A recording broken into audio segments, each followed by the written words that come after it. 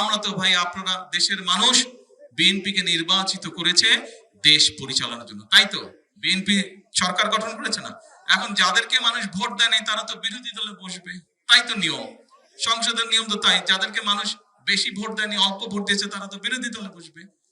এখন এই বিরোধী দলে যারা বসলো, বসার সাথে সাথে আমরা দেখলাম, ওই যে মনে আছে স্বৈরাচার একবার বলছিল বিএনপিকে 1 মিনিটও ক্ষমতা এই শান্তিতে থাকতে দিব না, মনে আছে এই ডায়লগ?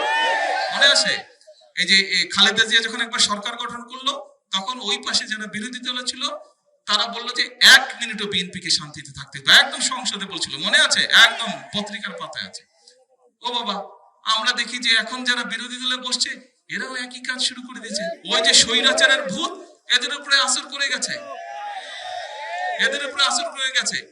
আমরা যেই কাজগুলো করতে চাচ্ছি দেশের জন্য, আপনারা তো নিজেরা, এই যে হাজার হাজার লোক এখানে উপস্থিত, আপনারা প্রত্যেকটা মানুষ হাত তুলে বললেন যে বিএনপি সরকার এই কাজগুলো সঠিকভাবে করতে পারলে কার সুবিধা হবে? জনগণের উপকার হবে।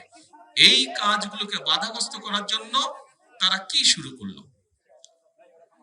বিভিন্ন রকম তারা কায়দা শুরু করলো।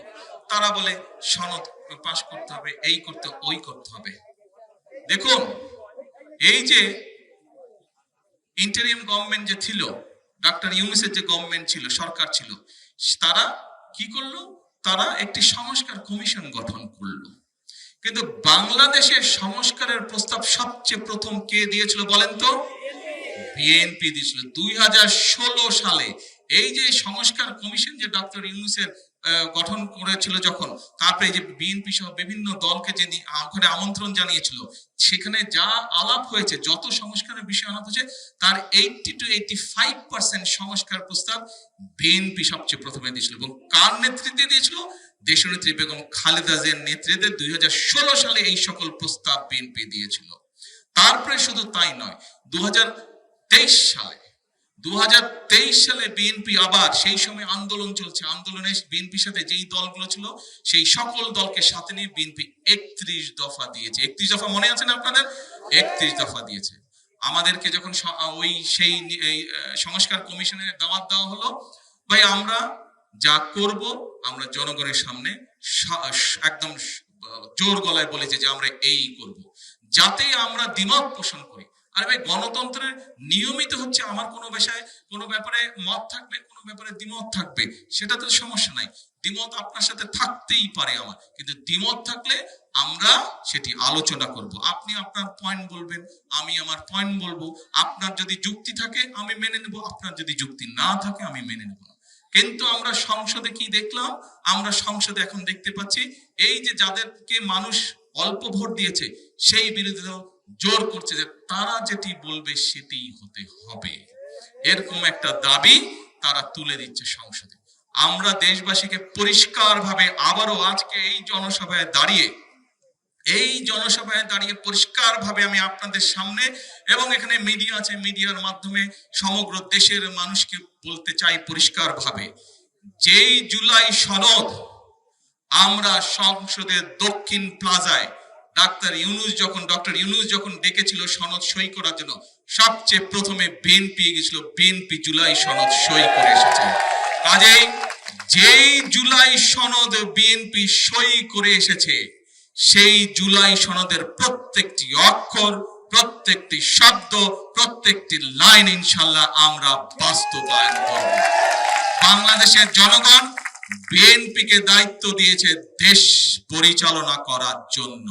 কাজেই সনদ যেটি বিএনপি সই করে এসেছে, যেই সনদে অন্যরাও সই করে এসেছে, আমরা দেখেছি এই যে এখন যারা বিরোধী দলে আছে, প্রথমবার দেখলাম তারা গেল, করবে কি করবে না একটা ঢিলে ঢামা, আর তাদের সাথে আরেকটা দল আছে তারা তো তখন সই করে নাই, তাদেরকে দেখলাম নির্বাচনের পরে গিয়ে হঠাৎ করে তড়ি ঘুরে সই করলো। তো ভাই, সবচেয়ে প্রথমে তো এই জুলাই সনদে কে সই করেছে? বিএনপি সই করেছে।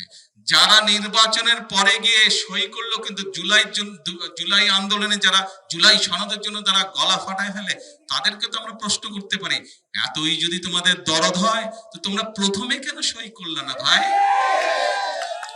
প্রিয় ভাই বোনেরা, একটু আগে বলেছি, আবারও পরিষ্কার বলছি, বিএনপি ইনশাআল্লাহ যেই জুলাই সনদে সকল রাজনৈতিক দল সই করেছে, বিএনপি যেই জুলাই সনদে সই করেছে, যেই জুলাই সনদ সংসদের দক্ষিণ প্লাজায় অনুষ্ঠিত হয়েছিল, অনুষ্ঠান করে যেই জুলাই সনদে সকল রাজনৈতিক দল সই করেছে, সেই জুলাই সনদ ইনশাআল্লাহ বিএনপি বাস্তবায়ন করবে, এর কোনো নড়চড় হবে না।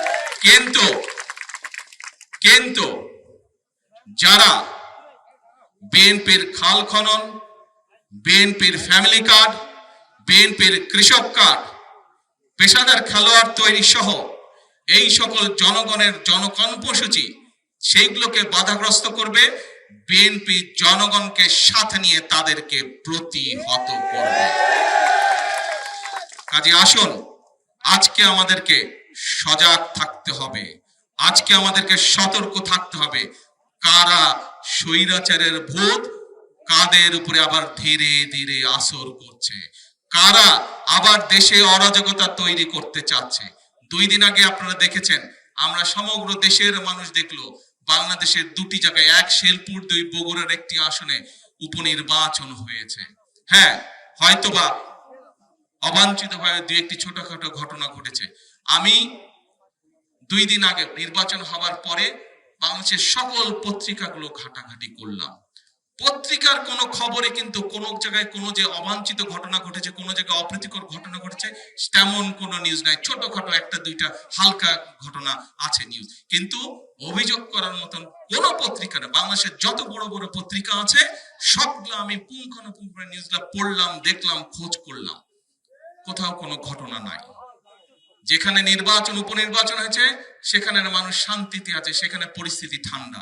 কিন্তু পরিস্থিতি গরম কোথায়? বায়তুল মোকাররমে। যেখানে ঘটনা ঘটলো সেখানে কোনো খবর নাই, পরিস্থিতি গরম হচ্ছে বায়তুল মোকাররমে। কারা পরিস্থিতি ঘোলাটে করার চেষ্টা করছে, নিশ্চয়ই সেটি আপনাদের অজানা নয়। অজানা আপনাদের? অজানা নয়। কাজে প্রিয় ভাই বোনরা, আজকে সময় এসেছে আমাদের সকলকে, এখনো স্বৈরাচারের ভূত, স্বৈরাচার পালিয়ে গেছে কিন্তু স্বৈরাচারের ভূত কিন্তু রয়ে গিয়েছে এই দেশে এখনো।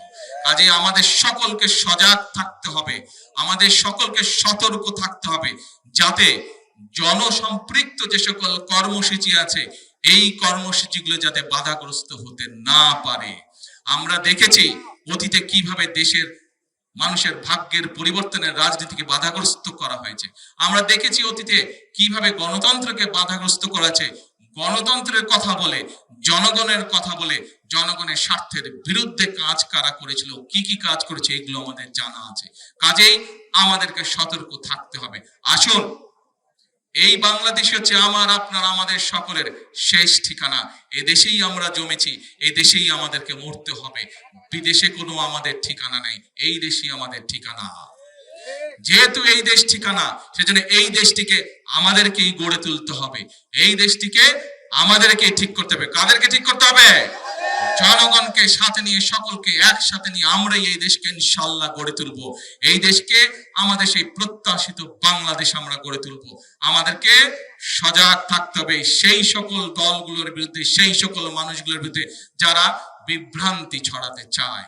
কাজেই আজকে এই মৌলানা ভাসানীর মাজারের পাশে দাঁড়িয়ে যে মানুষটি সারা জীবন কৃষকের কথা বলে গিয়েছে, যে মানুষটি সারা জীবন খেটে খাওয়া মানুষের কথা বলে গেছে, আজকে সেই মানুষগুলোর স্বার্থ যাতে কেউ ব্যাঘাত ঘটাতে না পারে সেই জন্য আমরা সতর্ক থাকবো, সজাগ থাকবো। সকলকে একসাথে নিয়ে আমাদের বাংলাদেশ আমরা গড়ে তুলবো।